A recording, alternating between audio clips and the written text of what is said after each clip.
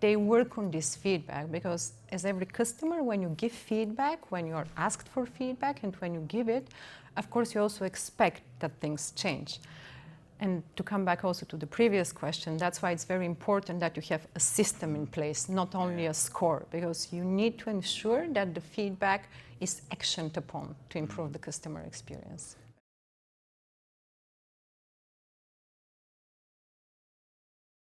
Hi Maria, we are very happy to have you here in our CX1 TV studio in Berlin. And before we start with the interview, please tell us who you are and what you do. Thank you for the invitation, first of all. I'm Maria Iankova. I'm part of Metro AG team. I'm part of the customer experience team. I joined it approximately 3 years ago. We are a team, the customer experience team, since 3 years. I'm originally from Bulgaria, where I started in Metro Cash and Carry Bulgaria in different customer-related functions, CRM management and also target group management. And now being privileged to work in customer experience for Metro. Yeah, very interesting. Your keynote title was called NPS at Metro. Could you tell us what the NPS is in relation to Metro, and why do you think the NPS is so important to improving the customer experience? NPS, when we talk about NPS at Metro, what we live, basically, it's not the Net Promoter Score as such, but what we're talking about is the Net Promoter System. Because what we are saying that in order to drive customer centricity, you need the system, you don't need just the score.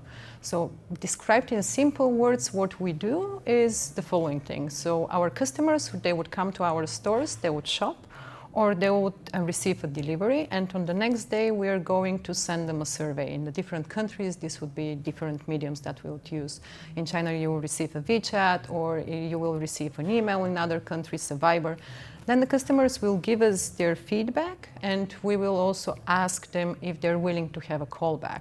Then people from the entire organization, regardless of which country we are in, everywhere where we have a Metro Cash and Carry store or a Macro Cash and Carry store, NPS is live. So colleagues from all over the world, they'll call the customers and ask for more details related to their feedback. Because only through getting the details, afterwards we can have something actionable we can work on.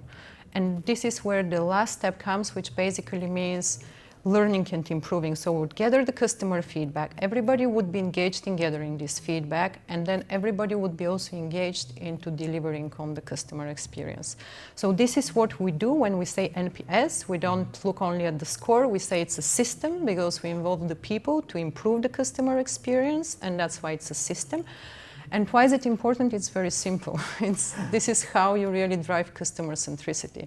You involve everybody in the organization, you drive actioning at all levels, you also empower the people, which means you support them, you train them how exactly to do those things, how to do a great callback, how to do a huddle, how to analyze the customer feedback, how to do root causing, how to prioritize your actions. So you empower the people to continuously improve, and you simply put the voice of the customer in everything that you do. So that's why NPS is important and obligatory basically for every company. Wow, sounds very really great. And if you combine off and online stations and customer touchpoint, there must be a huge of data, or also how many customers you connect every day?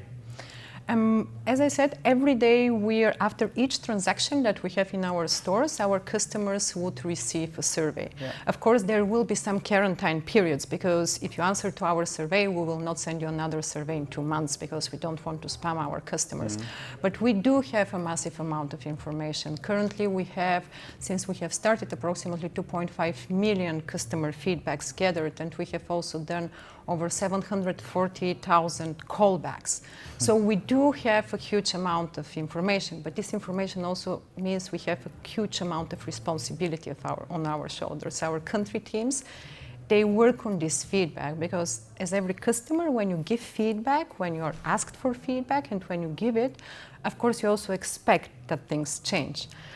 And to come back also to the previous question, that's why it's very important that you have a system in place, not only a score, because you need to ensure that the feedback is actioned upon to improve the customer experience. And how many people works in this system for the personal calls, and what parts you can automate in this journey? Basically, in the NPS system, when we say that really everybody is involved, we really mean that everybody is involved, because the way we do it is the following. The system works that you would start first with a team huddle. A team huddle will occur, for example, in our fruits and vegetables department, or in our fish department, or in our meat department.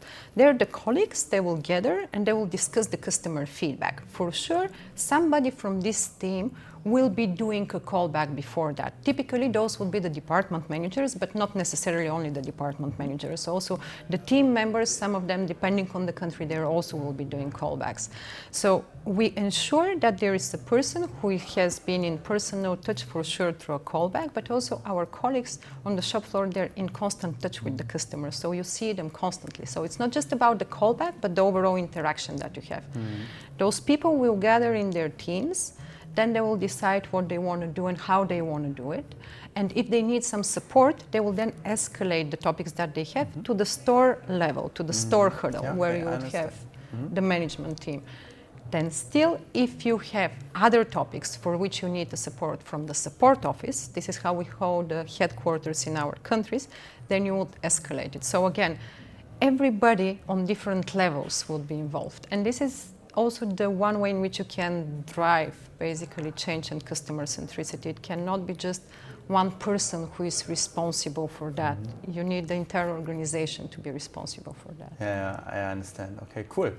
Maria, what is your special mission or your daily task in this company around the NPS system? Yeah, again, I would repeat, to improve the customer experience, which of course, but it doesn't happen with one thing that we are doing. Basically, every day when I go to work, the one thing that we would be doing also with my colleagues is to be there for the countries. Each one of us will be responsible for a specific set of countries, so we will make sure we keep a constant touch with the colleagues. If the colleagues have an idea how they want to do something, how they maybe want to change something, how they want to improve something, we will be there for them to consult them, to share our 5 cents on how this can be done. So the one would be we would consult the countries how to do it. Clearly, we also have the responsibility to develop the program, to develop training, to develop concepts that can be easily used by the countries afterwards, and to further develop the program itself. And of course, we also have a monitoring function. Are the routines being lived up to? How can we support the countries if something is not really lived up to? How can we support them so that we enable them to continue to be driving the routines? And last but not least, of course, we have to communicate what the country teams do, the great things that they implement, so everybody on the organization is also clear what everybody else is doing. Okay, and how you can measure the system, or what are the main KPIs for your department in this case? What we are looking at predominantly is the first thing that when you implement a Net Promoter system, the first most important thing that you need to observe is whether the routines are really being lived up to ensure that you have huddles consistently happening throughout your complete store network within each department, that we do call back customers within a very fast time. Because if you ask a customer, are you willing that we call you back? And if the customer tells us yes, it is better that we call the customers quickly, within 1, maximum 2 days, and not in 10 days. So there are a lot of those more, how shall I say, qualitative things that we are looking at, especially at the beginning when you start implementing such a system. Clearly, we also would be looking into the development over time of the scores that we are having, but again, and also what I would say to everybody who implements the system, when you implement it, first look into the routines. How these routines are lived, and also look into enabling the people to be living those routines. You cannot expect to have great outputs if you don't have the great inputs. So prepare your organization. Can you tell me more about the enabling? Do you do it like with personal trainings, or with e-learnings, or learning by the job? Initially, when we started with NPS, we started by training the country lead teams. Within each country, we would have a lead team. So we would personally go and train those people. So afterwards, they can go to their teams and train everybody.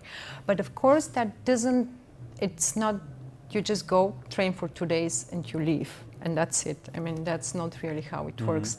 And that's why also the country teams, we are very happy to see that they're also constantly supporting the colleagues, because you go and train the people once, but then you need to support them. You need to join a huddle to see how it's actually happening. You need to join a callback.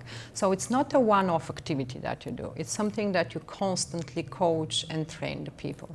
And of course also within Metro we do have also our continuous improvement department, and they're also from another angle basically aiming at the same thing, enabling the people to look from the things from end to end and to be able to continuously improve what we are doing.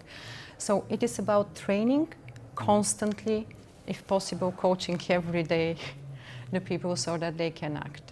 Yeah, wow. Huge, it sounds huge. It sounds huge in every case, because Metro is so big, and to work with a system like that sounds huge.